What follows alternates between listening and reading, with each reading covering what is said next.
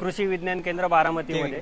तर इथे आपलं हनीबी आणि पॉलिनेटर्स इन्स्टिट्यूट आहे, तर त्याचे इथे विद्यार्थी आहेत, तर त्यांच्याकडून आपण थोडी माहिती घेऊया की कशा प्रकारे ते मध गोळा करतात आणि हनीबीचं फार्मिंग कसं करायचं।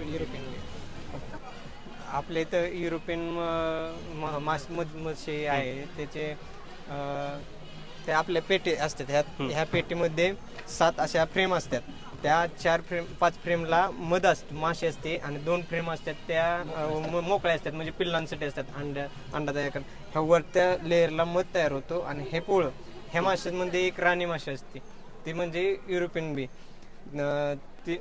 ती जागेवर असते, म्हणजे आयत खाऊ असते, ज्या बाकीच्या माशी असतात त्या मध गोळा करतात, त्या मध गोळा करतात, आणि ती युरोपियन माशी जी असते ती राणी माशी आतमध्येच थांबते, ती बाहेर येत नाही, हिथून मासे बाहेर येतात, हिथून सगळे खाली दाखव। ती माशी बाहेर जात नाही, आपल्या ज्या गावठी असतात म्हणजे इंडियन जी माशी असते ती बाहेर जाते, ती माशी बाहेर गेली की सगळ्याच माश्या बाहेर जातात। कमीत कमी महिन्यात ह्या 7 फ्रेमला एक 8-9 किलो मध निर्माण होतो महिन्यात। जसं फ्लॉवरिंग असतं, म्हणजे कुठलं तुमचं फ्लॉवरिंग आहे ते, जर तुम्ही तुळशीच्या बागेत ठेवलं तर त्याचा आर्क त्यात उतरतात, लिचीच्या ह्याच्यात ठेवले तर ते, जामुनच्या ह्याच्यात ठेवले तर ते उतरतात। हनीबीजचे 5 प्रकार असतात, रॉक बी, युरोपियन बी, इंडियन बी, लिटिल बी आणि स्टिंगलेस बी।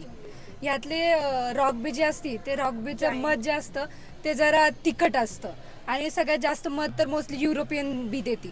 आपल्या इकडच्या भागात आपण युरोपियन बीच यूज करतो। इंडियन बी जी आहे तिला थोडं छेडलं की ते डायरेक्ट अग्रेसिव्ह आहे, अंगावर वगैरे येतात, असं आहे।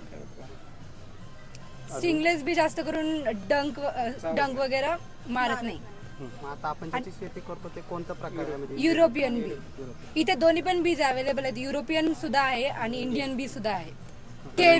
केव्हीके अंतर्गत आपल्या इथे ट्रेनिंग सुद्धा दिली जाते, 3 दिवसाचा ट्रेनिंग प्रोग्राम असतं, 3000 रुपीज। जर इथे राहणार असाल तर 3000 रुपीज, त्यात तुम्हाला राहणं, खाणं, पिणं हे केव्हीके कडून असतं। आणि जर